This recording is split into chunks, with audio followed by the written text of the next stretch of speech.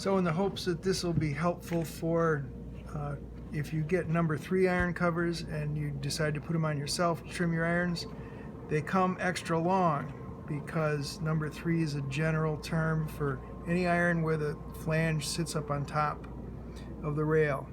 But there are many, many different ones. This one happens to be a G iron, which is a little smaller than a 3 and older, like 1870s, 1880s. But there's 3 irons and G irons and MP irons and 110 irons and N irons and so forth. So that's after they're trimmed. The goal is to get it so it's cut right behind the flange, hopefully, and nice and neat when it's on the table. And then this is when it comes. Some of irons will be bigger than others on it. There'll be more trimming necessary than others. And you might even have a set of irons that's mixed, that your rails have been adapted so you have some of one kind, some of another. So when you start, you have to sort of peek under here and try and memorize the angle. And then make an initial cut. I hold the leather up a little bit so I'm not scratching the metal. That's more important on if the metal's in better shape than not.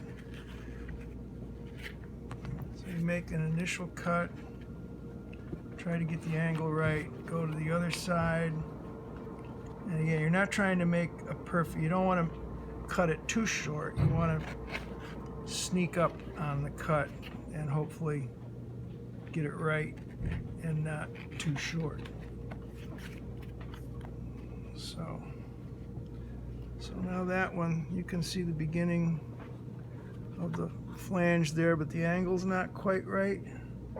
So I'm going to try and get a closer angle. Now that's pretty lucky. That came out pretty good on that one. So now the idea is to get the other one cut without it being too short. And again, puff the leather up a little bit so that you're not scratching the, which doesn't matter unless you have like a freshly plated set of irons that you just spent $300 to get plated. See, I'm still a little long, but I'm getting there pretty quickly. And you got to have a lot of razor blades, because as soon as you touch any metal, your blade no longer makes a nice clean cut.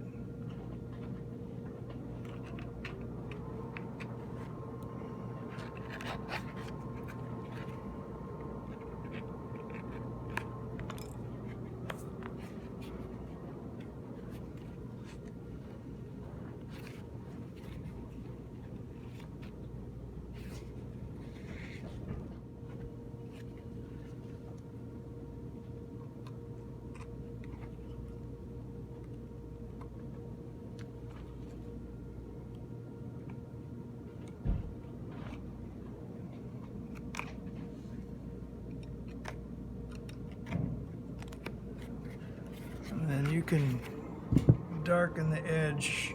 You can dye, or you could use like a magic marker. And just so that cut light edge doesn't show up.